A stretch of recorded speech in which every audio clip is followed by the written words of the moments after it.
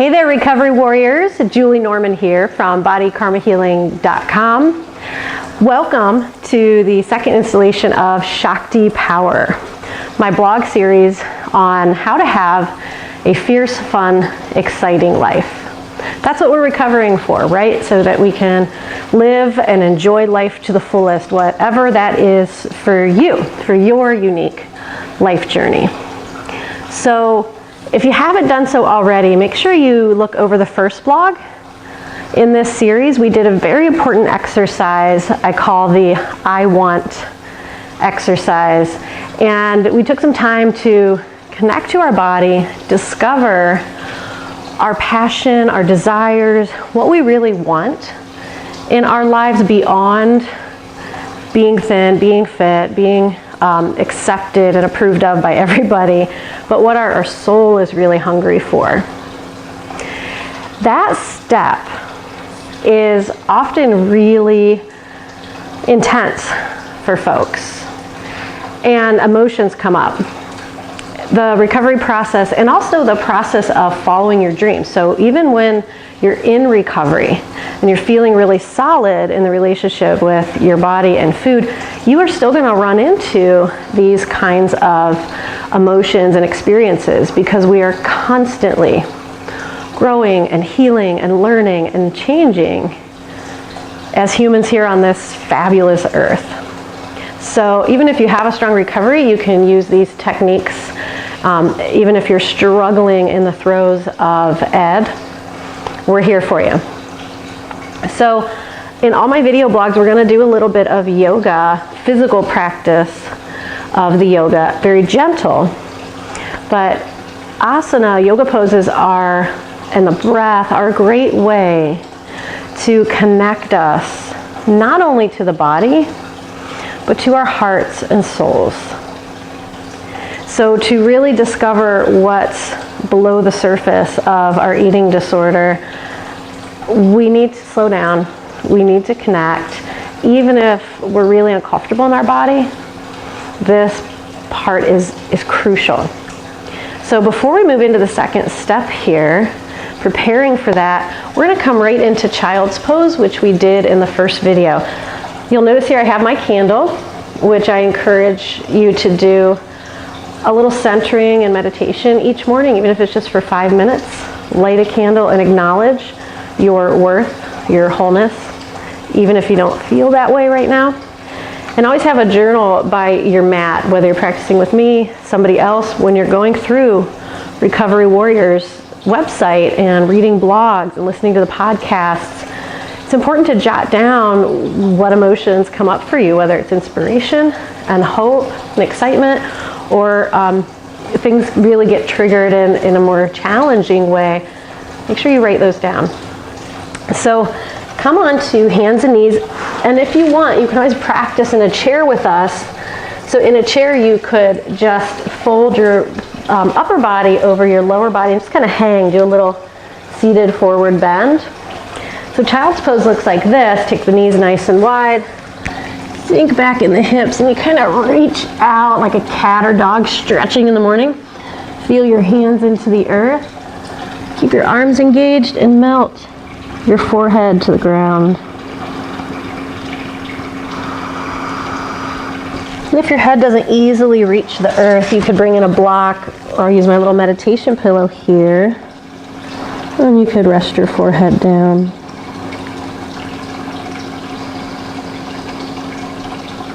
And just take 10 mindful breaths with me. Breathing in through the nose,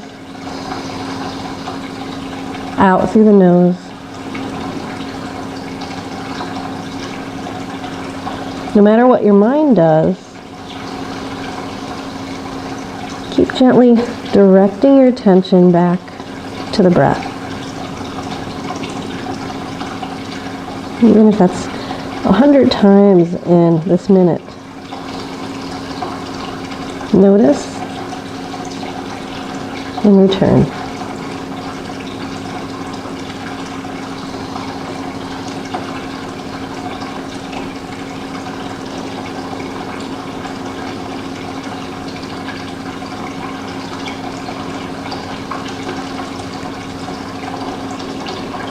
Give it 3 more full breaths. Again, this is often the hardest part of yoga practice, is being still and just breathing, sitting with ourselves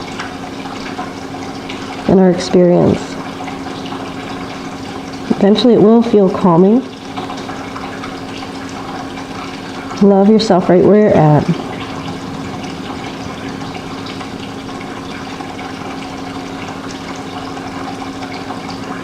You're going to take your time to slowly round up your spine. So again, if you're in a chair, same thing, just one vertebra at a time. Start to come back up and sit tall. Walk your knees in, if you were down on the mat with me, to hip distance apart and come into table. Another pose we did last time. Just looks like this, hands and knees. A pretty neutral spine, so no arching, no rounding, but just a gentle in between. Can add some cat-cow poses. We did those in the first video. Little variation today to warm up the body. Reach your right palm forward to the top of your mat. As we inhale, we're going to sink the hips back like we're going into child's pose again, and drag the fingernails along the side of your mat, down past the right side of your body, and then take this nice big circle with your arm, reach back out towards the end of the mat. So this is your inhalation, nice and grounded in the left hand, and this is your exhalation. So I think of it as a wave. I love the ocean. And you can even practice what we call ocean breath. Breathing in and out through the nose, contracting the back of the throat. You're in your chair. You can just sweep the arms in big circles like we're doing. Let your spine move a little bit. Good. Switch to the other side. That ocean or ujjayi breath makes that sound if you just put a little tension in the back of your throat. Some people say it sounds like Darth Vader. You don't want to breathe quite that heavy. Just a gentle dragging the breath through the back of the throat. Very, very calming yogic technique. Good, one more big circle here. And we're going to come to hero's pose, because the work we're going to do today is all about discovering what's in our way of our power and getting what we want in life, getting those things we named in the first blog. And that often involves facing our fears. So we know all about that in recovery. So from the side, hero's pose looks like this. If it's uncomfortable for your knees or your thighs or your feet, take a block or a couple blocks, or I have this pillow here you can also use blankets to go in between your feet at the ankles, sit up tall. So I'm going to face towards you here, and you can just sit in a more traditional seat in a chair. Just sit tall, feet on the ground, let your back come into the back of the chair so you feel supported. And this can be a tricky one with body image because, thighs, right? Let your hands rest on your thighs, yes. Connect to the body here. Take a few more deep breaths. Get settled in.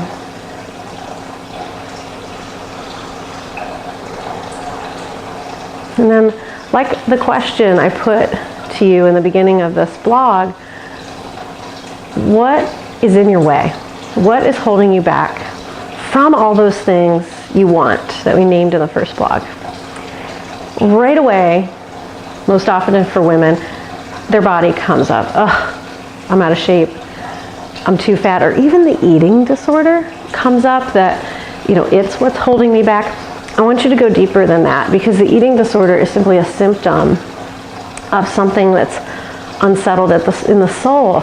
And often it's limiting beliefs, It's past experiences. Maybe trauma is a part of your life history, and there's still some work to do with that. And I think there will always be to some extent, but we can still really manifest peaceful, joyful lives even as we're continuing to heal through painful life experiences.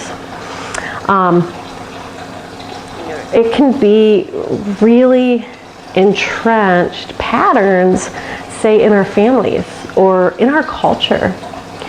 So let's spend some time looking into that darkness, feeling into it, because your mind may not be aware of it. The tip of the iceberg is body image and our eating disorder and our insecurities, but below that are like, there's a limiting belief. There's a habit that just I keep repeating and I'm not even aware of it some of the time. So we want to connect and we want to try to listen to the heart instead of our mind. So to do that, let's place one hand at heart center, one on the low belly. So you're connecting to that I want, so those desires. But even though we're touching here, I want you to pay attention to the space between your hands. And as best as you can, release the tension in this part of the belly. This is the solar plexus.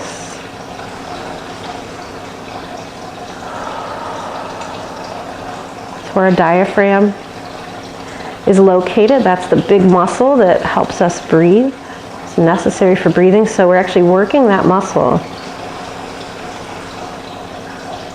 as we work with our mindful breath,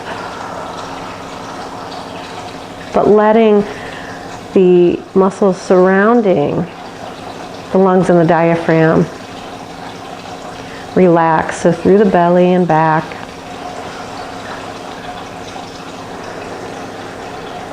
And the mantra we'll use to draw out what's in our way, our barriers to a fun, fierce, exciting life, to peace and purpose.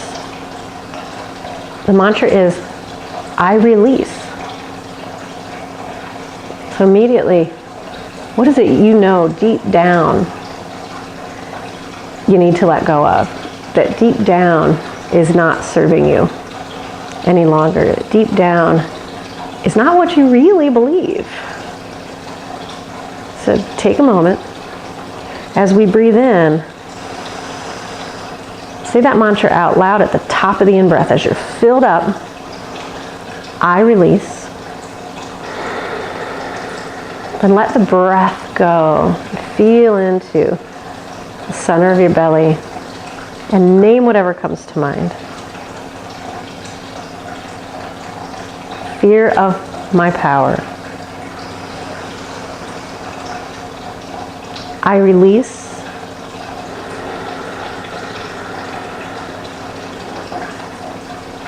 The pain of my childhood.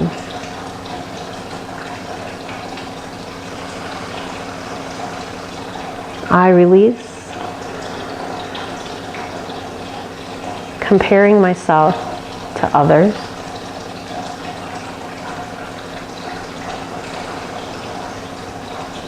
I release fear of feeling good, fear of losing other people's approval.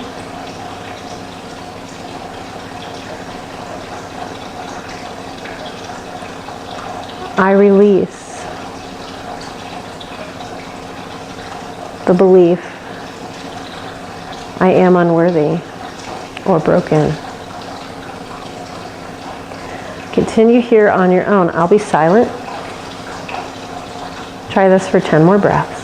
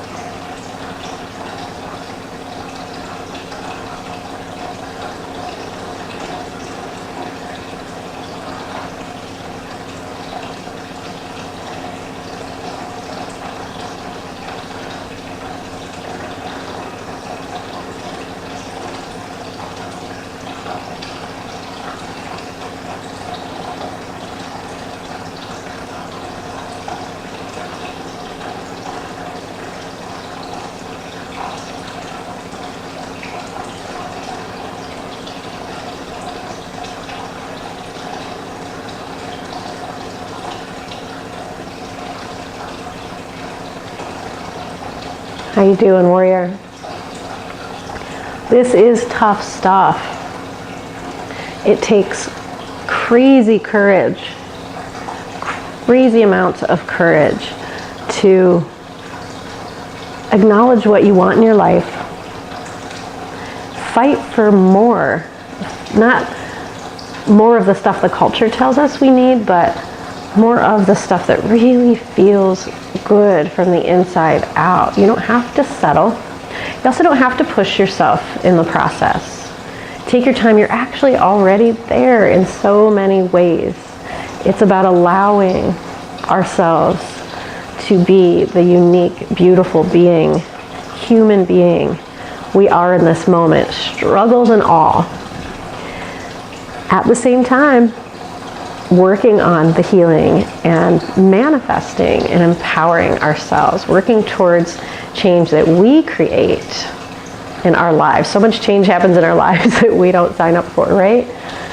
So remember first and foremost that you are the embodiment of love. That's what this body actually is.